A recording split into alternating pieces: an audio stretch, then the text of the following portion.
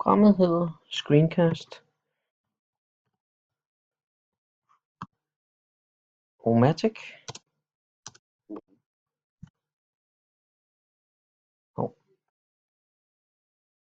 Det var den der.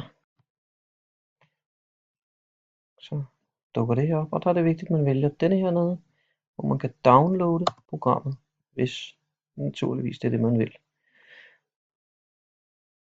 Vi vælger her Download Now, og den kommer så, skulle gerne fremkomme hernede i det venstre hjørne. De har en video, som jeg lige slukker for.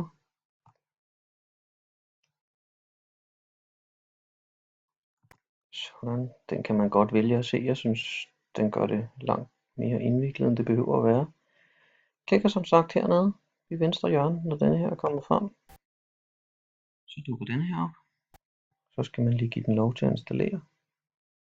Klikker Next. Og Install. Så starter den med at installere programmet. Jeg får den her fejlmelding, fordi jeg har programmet installeret i forvejen. Jeg klikker Ignorer.